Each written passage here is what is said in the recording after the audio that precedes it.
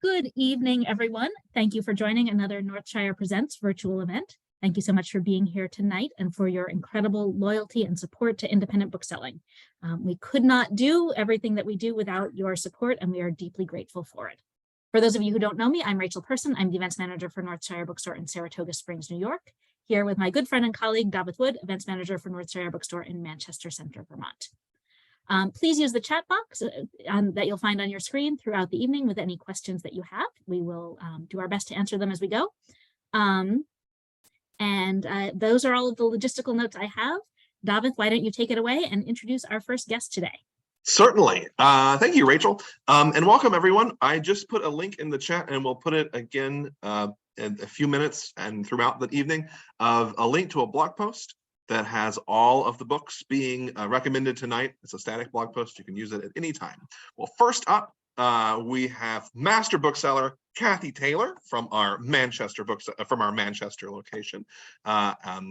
Cathy, why don't you tell us some of the books that you've been looking at and reading this holiday season? Okay, hi everyone. So tonight I wanted to share with you some of my cookbook picks from the year.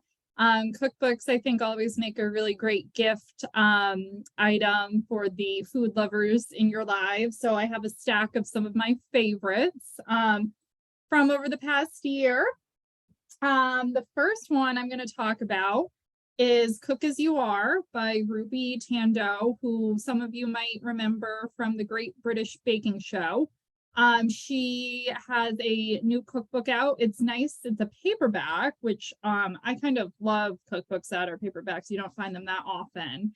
But it's really an accessible cookbook. She really dismantles some of the pressure that I think some of us feel about cooking. We're burnt out. We don't find joy in it anymore. And she is just really looking to restore that joy that I think food should bring, and remove some of the, I think, some of the pressure we put on ourselves to be perfect or eat a certain thing or cook a certain way. She's embracing your limitations and just saying, come as you are to the kitchen, and we can make it work. So her recipes, they're really varied, but it's broken down into these nice sections that she calls, some of them are like hidden in plain sight, so ingredients you might have but not really think about, wild appetites for those moments when your stomach is craving something you might not even know it is yet. So the recipes, I think, sort of feel like they fit into how we live, which is a little messy, a little haphazard, but she has a really great voice, and her recipes are also just really well written. So I'm recommending this for anyone who's looking to really get back into the kitchen, or even people who are novice chefs. I know people come in all the time looking for books for their children who are wanting to learn how to cook. I think she's got a really great voice and a really great approach to cooking that you don't find all the time. So that's Cook As You Are by Ruby Tandoh. The next one I'm going to talk about, this is one of my favorite little gift books of the season. It's called Pierogi by Zsuzsa Zsak. When I was growing up, I would always make pierogies with my mom, and it's a really fond memory I have of the holiday season in particular. She would fill them and I would crimp them with my little fork, and we'd have a big batch of pierogies, so it just feels very special to me. And this is such a wonderful gift book. It's just like it says about pierogies, about the various pierogies that exist throughout the regions of Poland, and a little history about it.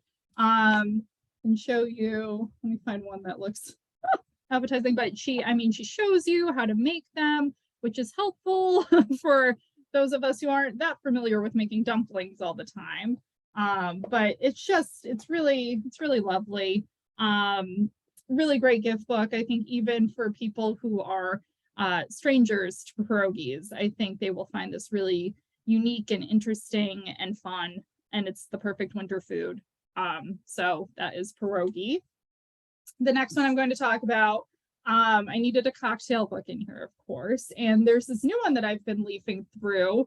It's the New York Times Essential Book of Cocktails, and the title kind of explains it. It's really comprehensive. It's pretty thick. If there's a person in your life who just wants like that one really essential classic book of cocktails, doesn't need anything fancy, this is it. It goes into great detail. I think the New York Times cooking section is fantastic. So they do an equally good job on cocktails. I mean, they break down, like there's the fizz. I mean, how good does that look for the holidays? I want to drink it right now. So it's a great gift book. Essential Book of Cocktails. My next one I'm going to talk about is Simple Pasta by Odette Williams. I picked this book up when it came out. I think it came out in October. But I wanted to make pasta. I'd never made pasta before. This seemed like a really great entryway, which it has turned out to be. I made gnocchi for the first time, which sounded really intimidating, but came together really smoothly and easily because of this recipe. They were pillowy and just beautiful and delicious. So she has that sort of pasta recipe. She has the kind that you have to roll out as well, which I have not attempted yet, but that will perhaps be a project for after the holidays. But she also has delicious recipes for what you can do with the pasta, like this tasty dish. She has a wonderful pomodoro recipe that I made. And I just really, I love this cookbook. If there's someone you know who's looking to maybe try their hand at pasta, or they got like I did, I got a pasta maker at the thrift store that I wanted to learn how to use. This is a great cookbook, great entryway for pasta beginners. Speaking of Italian food, this Essentials of Classic Italian Cooking by Marcella Hazan. This is a new edition of the classic cookbook. Her tomato sauce that you might have seen, because I think it's kind of internet famous at this point. It's just like a can of tomatoes, some butter, and onion. That was one of the first recipes that got me into cooking.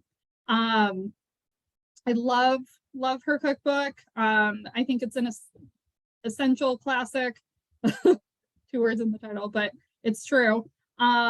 I think this is a great gift for people who want a cookbook they will have their entire lives. She's perfect. Yeah, it's great. And then I'm moving on to Via Carota, who this cookbook I would give to the restaurant lovers in your life. It is a beloved restaurant in New York City. They do Italian cuisine. But what I like about this cookbook is that, first of all, the photography is gorgeous, and also it's seasonal. I like cookbooks that focus on what you can make with the ingredients that are available to you during the year. So it's a really wonderful cookbook. It has my favorite salad dressing that I've ever made in it as well, for the Insalata Verde. It's delicious, but the photography is really lush. The pages are nice and thick and glossy. It's a wonderful cookbook, and I think it's a really wonderful gift book as well. It goes into, I mean, look at that plate of vegetables, you can see. It's a really great one for the people like me who might live in the woods but still appreciate fine dining. I think this is a great buy for them. So that's Via Carota. Oh, and that's by Jody Williams, Rita Sodi, with Anna Coville. I'm moving on now to First Generation by Frankie Gaw.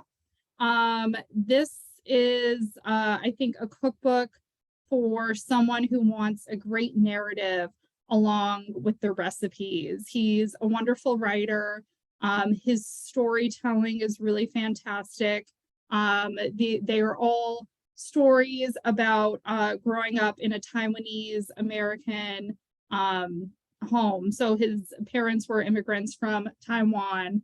And these are stories of how he learned the recipes from his grandmothers. And it's just a beautiful memoir combined with the recipes. And I could not resist also these dumplings.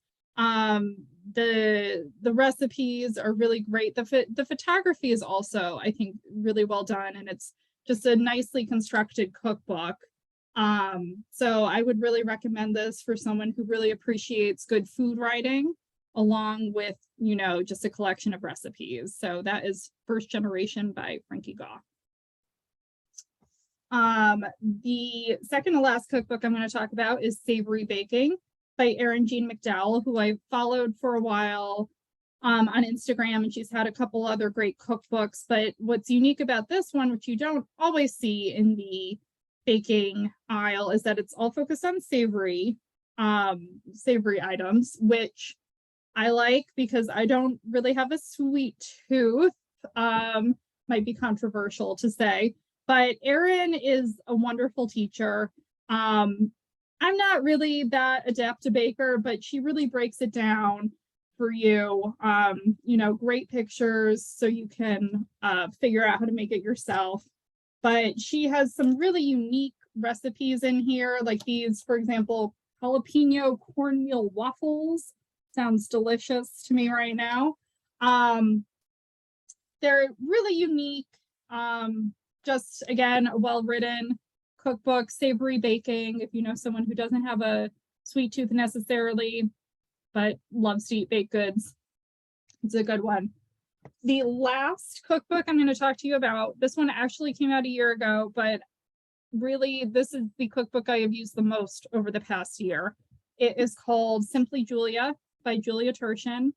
I love this cookbook so much. These are not, you know, fancy, fussy recipes, but what stands out to me about Julia is not just her really warm, inviting voice, it's that they are all like rock star recipes. So even though they, you know, it's really simple, you know, healthy-ish comfort food, they all stand out in some way. I've made so many of the recipes, the borscht, the chicken and dumplings, they're all just really nourishing. I'm always happy when I'm making them, and I think you will be too. I think it's like a rock star of a book. So Simply Julia Turshen. And those are the cookbooks I'm recommending to you for the holidays. I hope you have a great season. Thank you so much, Cathy. I know I am very hungry now. The jalapeno cornmeal waffle sounds just like what I want to eat. Anyway, thank you so much, Cathy. We really appreciate it. Thank you. Hey, have a great evening, and thanks for joining us. Thank you. Up next, we'll have Northshire's adult book buyer, Stan Hines. He's going to join us to talk about some mostly novels that he has been reading lately and has been enjoying. Stan, thanks for joining us and taking your time for this, and tell us about some of the books that you've been reading. Sure.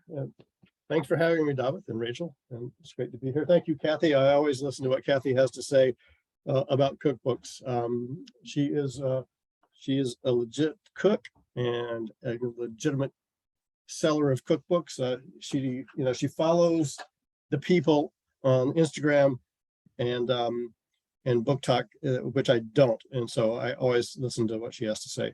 I want to talk about a few novels tonight, and the first one I'm going to talk about, and I'll try not to take up all of my time talking about this book, is called Trust by Hernan Diaz, and you may have heard a lot about this book already because it came out in the spring.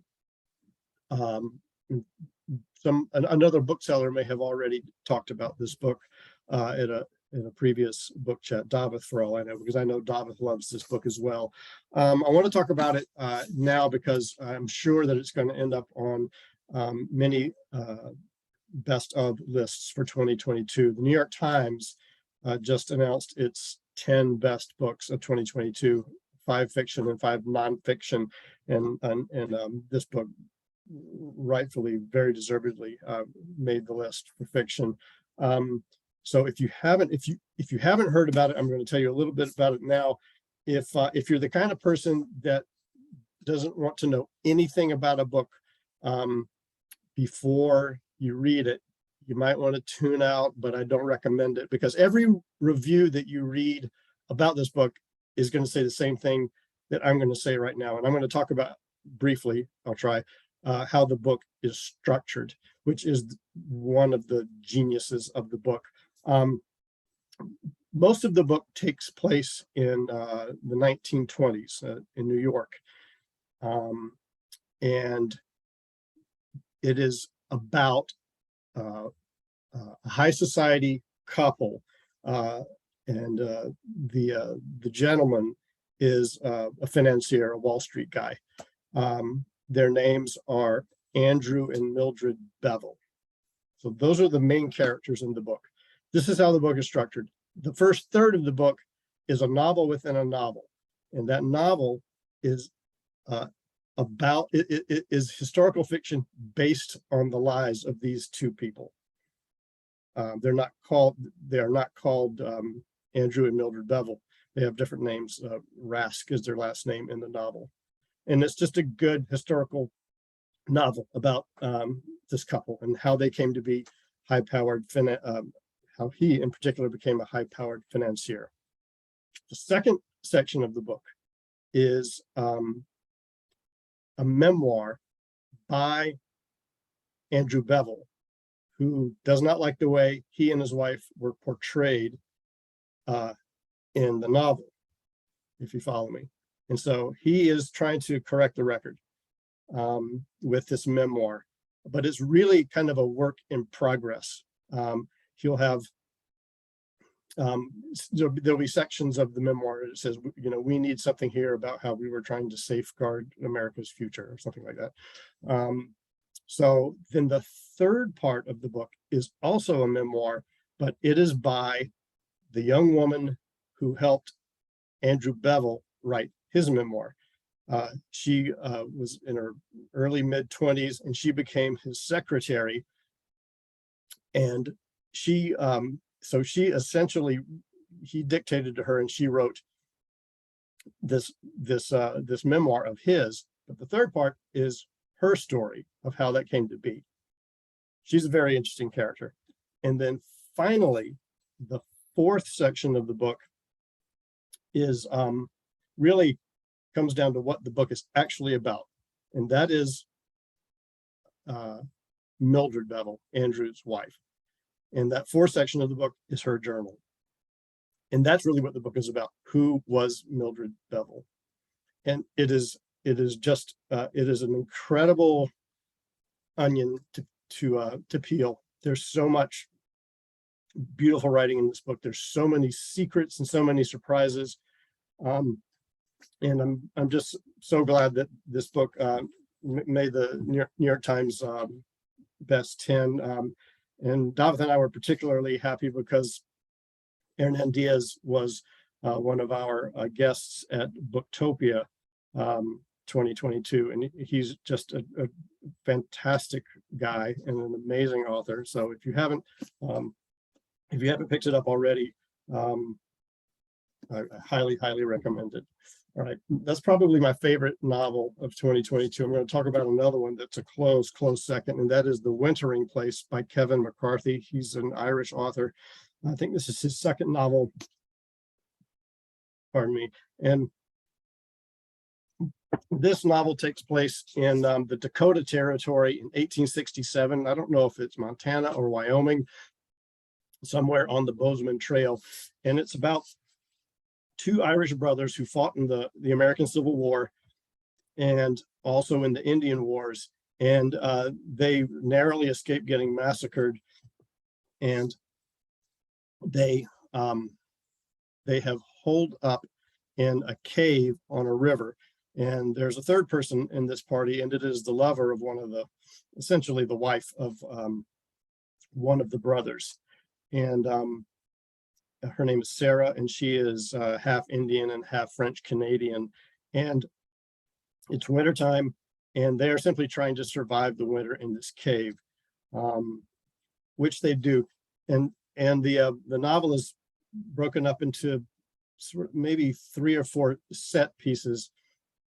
In the first section, 2 trappers who are tramping through the snow in the wilderness come up to their cave, and they give them shelter, but there's something very sketchy about these guys. Violence ensues. The second section, 2 young Indian men and one of the brothers find themselves shooting at the same elk, and violence almost ensues. But Sarah is the name of the lover of one of the brothers, intervenes, and it's a great scene. Further into the book, the 3 of them go to a trading post and trying to do some business, and believe it or not, violence ensues, and they pick up a 4th member of their party, a delightful actor who joins them.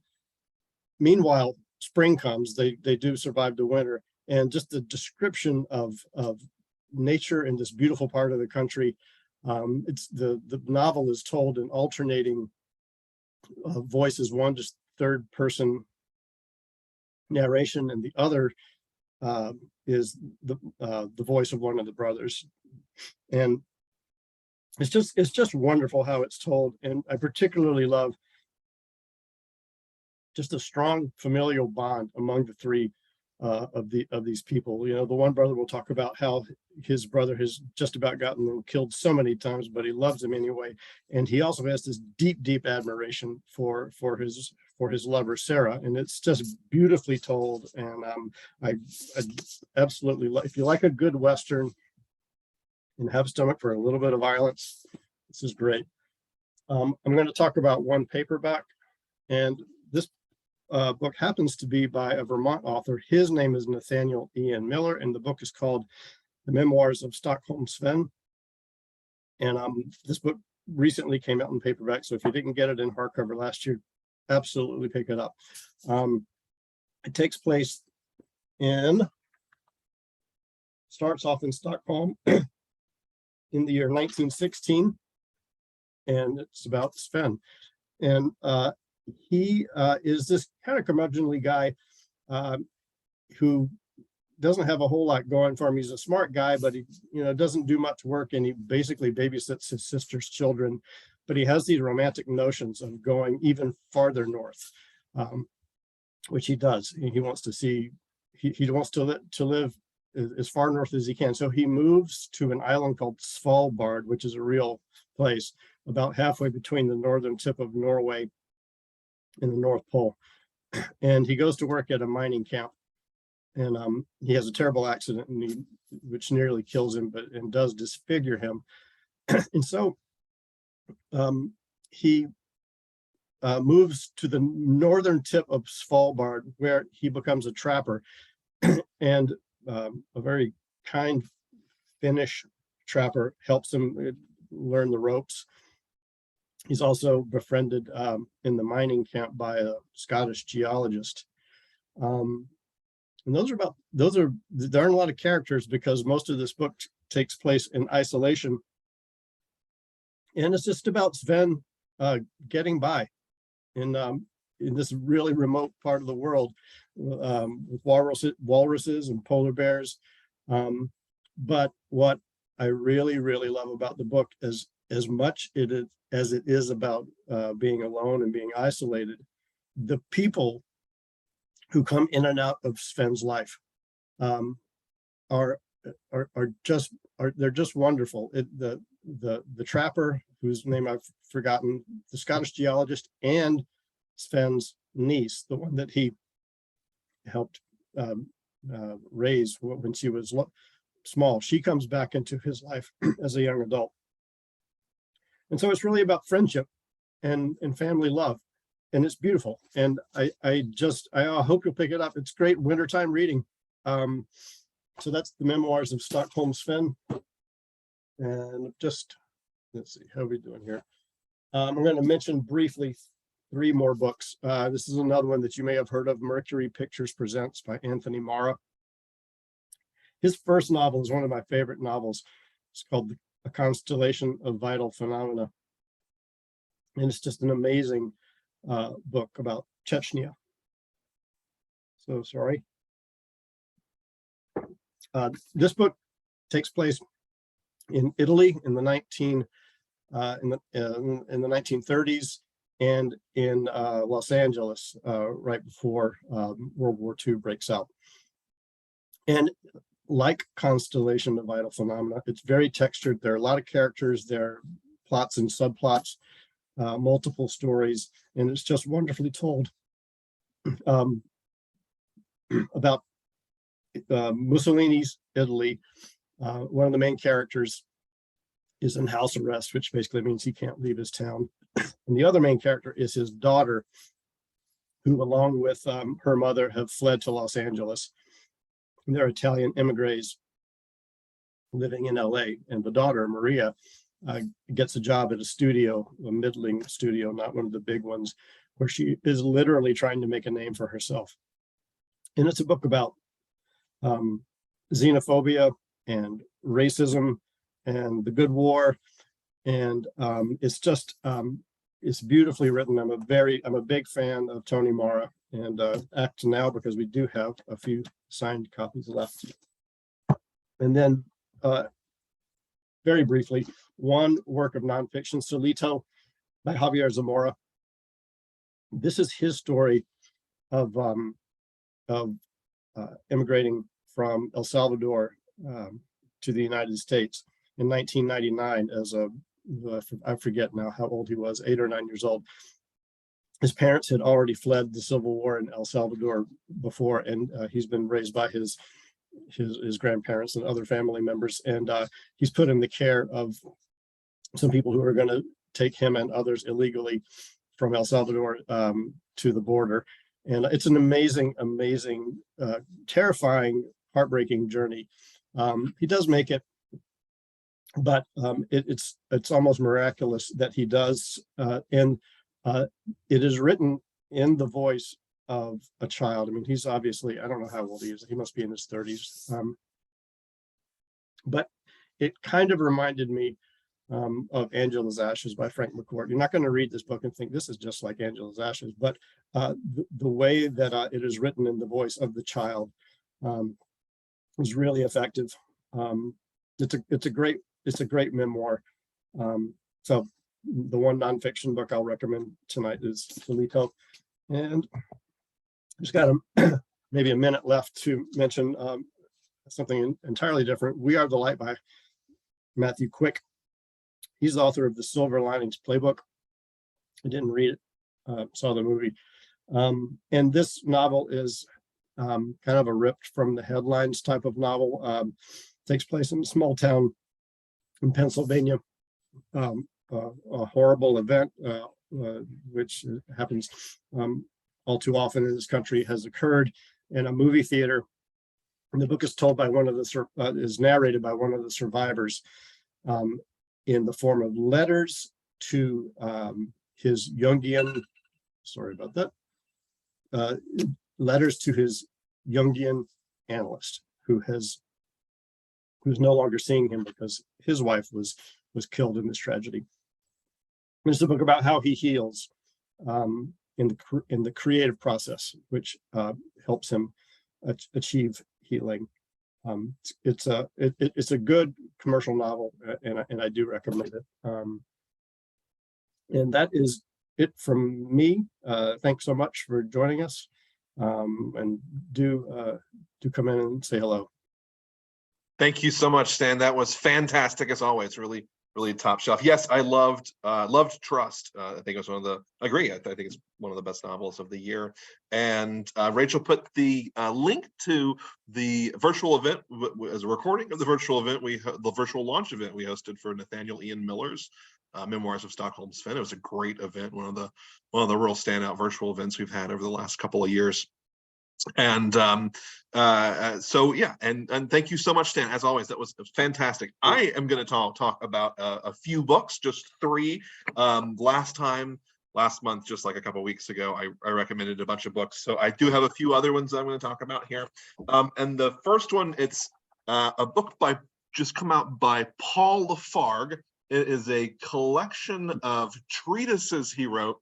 It's under the title The Right to Be Lazy and Other Writings. Lafargue was Karl Marx's son-in-law. He married his daughter, Marx's daughter. He was a man of mixed race. And Marx said that if Lafargue was a Marxist, that he certainly wasn't. So this is certainly sort of an odd book, and Lafargue was quite the character. He and Marx's daughter, I can't remember her name, Dorothy, I think, sort of killed themselves at the end of their life when the rest of their money ran out when they were in old age. Just sort of enlightened, sort of kind of crazy kind of way. This book contains this treatise of his most famous book, The Right to Be Lazy, which is sadly just as relevant today as when he first published it in 1883, I think. And it's sort of a book about as one of the authors we had earlier this week, cutting down the work week to a 4-day work week. It's kind of a tongue-in-cheek book. It's very anti-clerical, anti-bourgeois, and that's the treatise, at least, The Right to Be Lazy. It's sort of an introduction to left-wing thought from a sort of an idiosyncratic character.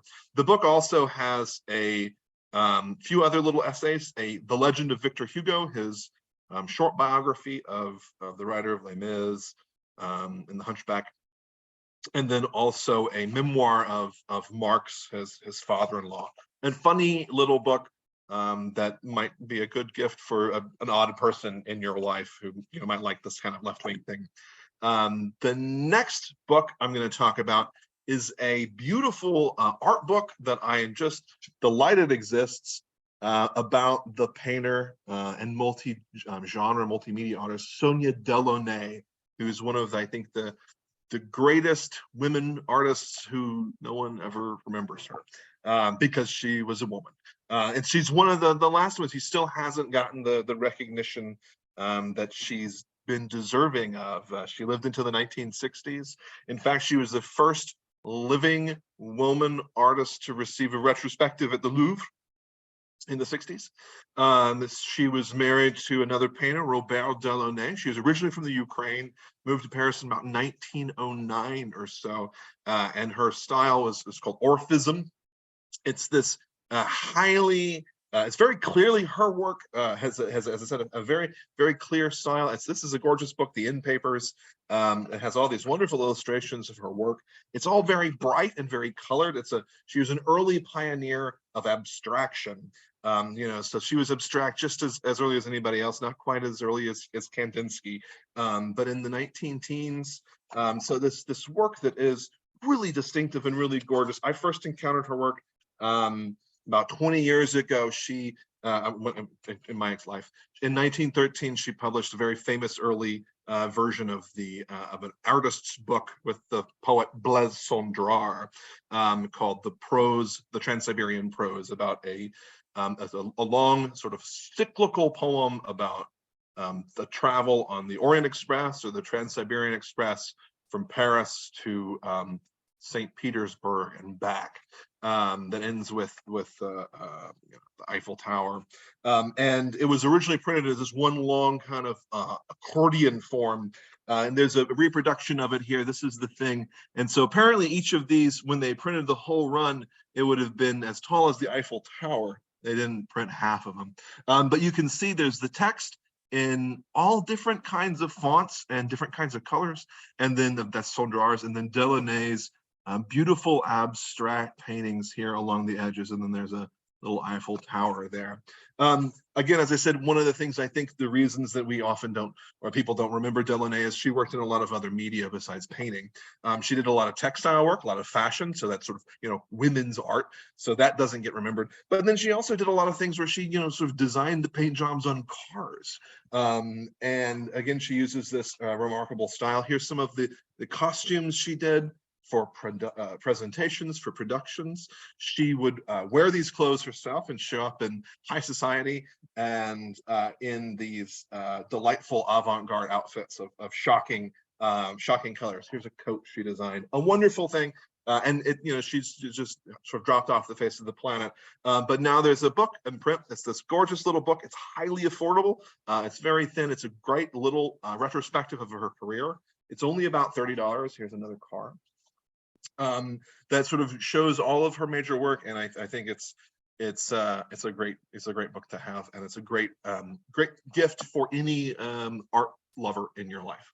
The last book I'm going to talk about is Emma Smith's Portable Magic. This is a book I was maybe the most excited about that I knew was coming out. We hosted the Oxford professor Emma Smith for a virtual event with the director of the Saratoga Shakespeare Company for her last book. This is Shakespeare. It's such a really refreshing book about Shakespeare, about the plays. It's hard to find new things to say about Shakespeare after so many hundreds of years, but it's a great take. Loved the book, and I was delighted to see that Portable Magic, subtitled The History of Books and Their Readers, was coming out from her. And it is just as brilliant as I had anticipated it would be. It starts with Gutenberg, and each of the kind of things it's sort of structured, and she said you can kind of jump around in it, but each of the little sections is about one element of bookishness, or the bookhood, the sort of the physical quality of the books, not so much their content, but rather their form, the codex as it. And so she talks about Gutenberg. And when she's talking about Gutenberg, for instance, she sort of makes it very clear that how he is used as this sort of foundational person for the Renaissance, this scholar, the invention of movable type, his sort of huge position. She actually starts this first chapter with a member of a horrible sort of blockbuster movie from many years ago called The Day After Tomorrow, in which some people, after a horrible climate catastrophe, are stranded at the New York Public Library. They're burning books for fuel, and someone stops the heroes from burning a copy of the Gutenberg Bible. And Smith points out, of course, that there's all this furniture and desks and chairs and bookcases sitting around, which is going to give you a lot more warmth than some paper, but nevertheless. So anyway, in this, here's this example of, this is a cultural touchstone here, but really it's a cultural touchstone, as Smith argues, in a narrative of European exceptionalism. They had movable type in Korea and Japan, and those books they existed, they influenced them. And in fact, Gutenberg at the time is important because the Bible is being used in a affront against, it's a sort of in a sort of a cultural war against Islam. This is just after Constantinople has been sacked and renamed Istanbul. And so the Bible and people in the West and Europe are debating about another crusade. So this sort of level of real sophistication and careful looking, she does at all kinds of different topics. There is a wonderful section called Shelfies, which there's a trend online of looking at the books behind people. Here's some of ours, you see them behind Rachel as well, of looking at photographs of people, of paintings being posed with books. Many of you might know the wonderful photograph of Marilyn Monroe reading Ulysses, and she's holding it about like this, so she's reading the final section, Molly's soliloquy. And it's a self-pose photograph, as Emma Smith discusses. And so Monroe is sort of playing with her image of sexual transgression with the image of Ulysses as sexual transgression, and it's really a sort of a shock to think about Marilyn Monroe reading the most avant-garde of novels. Anyway, the book is full of things of Queen Victoria, the birth of the paperback in World War II for servicemen, Madame de Pompadour, Christmas books, rare books that went down on the Titanic, talismanic books, the case of Mein Kampf. One of the most exciting and actually really troubling chapters in this book, though, is about anthropodermic books, which are those books that have been bound in human skin. And the most notable copy of one of those books is a volume of the poetry of the pioneering African-American poet Phyllis Wheatley, the first African-American writer of any kind that was ever published. And there's a book of hers that was bound in human skin. And Smith sort of cuts through all of the the quibble and gets to the point of, saying, it doesn't matter, whose skin this was, rather that taking a book and binding it forever into the work of this African American into flesh sort of shows the preoccupations of whoever had done that. And it's anyway, it's that kind of intellectual stimulation that I think is really a joy. The only problem I have with this book is that it's kind of poorly printed. The spine is flaking off, as you see here, and the cover as well, this embossed gold. I kind of did some serious damage to sort of demonstrate it and took some pictures of this volume and sent it back to the Penguin Random House to sort of show my complaints. Everything inside it is really good, though. I would never recommend a book that's kind of flaking like that if it wasn't really worthwhile. All right, well, those are my books, and we are going to wrap up with a few recommendations from my good friend Rachel. Rachel, what are you going to recommend for us tonight? So I have a couple of quick picks that I wanted to go over that I think are great gift books this year. I know this is the time of year I spend a lot of time helping out up on the children's floor, and people are often coming in looking for recommendations for kids. So a couple of kids books that I've enjoyed recently. First up, a picture book. So for the younger set, called Twinkle Twinkle Winter Night. I do not have a visual aid with me. I'm very sorry. It is by Megan Litwin, illustrated by Nika Myers, and it is a very sweet update of Twinkle Twinkle Little Star, but using images that kids might see outside on a winter night. So a lot about people's holiday lights, things that are lovely and bright on a winter night. And so it's just a very sweet, very gentle picture book for young readers. We have a bunch of signed copies in the Saratoga store. We were lucky enough to host Megan Litwin for a launch event a few weeks ago. So if you are looking for a copy and you're in Saratoga, we can get you an autographed one. Next up is a book called Spirit Week. It is a graphic novel for grades 3 to 6 by Ira Marks, who is an author illustrator who lives in Troy. He writes really cool graphic novels for kids that are inspired by great popular movies of the 80s. So his debut was Shark Summer, which is inspired by the making of the movie Jaws, about a group of kids on Martha's Vineyard. Spirit Week, his second book, is about a group of kids in Colorado, and it is inspired by the movie The Shining, though updated to be appropriate for kids. It's not, it's ghosty and spooky and scary, but it's not The Shining. So that is Spirit Week, written and illustrated by Ira Marks, and it's a graphic novel for grades 3 to 6 approximately. And it's really a very, very fun one. And that one actually also we have some autographed copies in the store. And then a couple of quick picks for adults is what I'm going to wrap up with.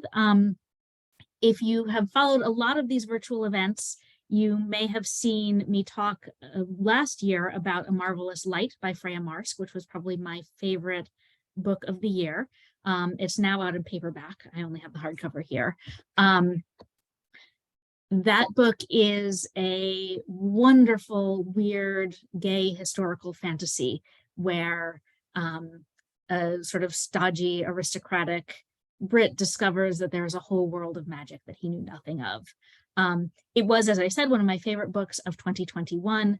The second book in the planned trilogy came out this fall, and that is A Restless Truth by Freya Marsk, which I also don't have a copy of because I lend my books out all the time.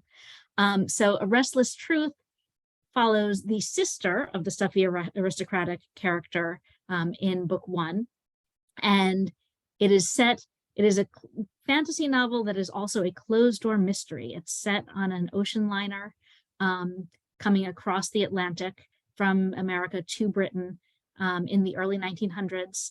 And the main character is sort of hiding out for magical reasons as a companion to an older woman who very early on the voyage, this is not a spoiler, it's in chapter 1 or 2, winds up dead, murdered. By magical means. And the protagonist has to investigate, has to figure out how that happened. There is also a lovely queer romance in this book as well. Lots of intrigue, lots of great historical research into what ocean voyages would have been like in the early 1900s. So a delightful second installment in that trilogy. All of us at Northshire who are fans of this author and these books are waiting very eagerly for book 3, though luckily it's not a cliffhanger ending. It is a bearable wait. So that is my last recommendation for tonight, A Restless Truth by Freya Marsk, the second book in her wonderful series that kicked off with A Marvelous Light. So thank you all so much for being here tonight and listening. Yes, thank you all so very much for joining us. You can find all of the books we have recommended tonight in the chat at this link here. I'm putting out again. And next week, if you would like to join us, we have a few of our publisher sales reps coming to recommend titles that their publishers, that they're repping, and it'll be another similar recommendation event, and you'll find some good gifts there.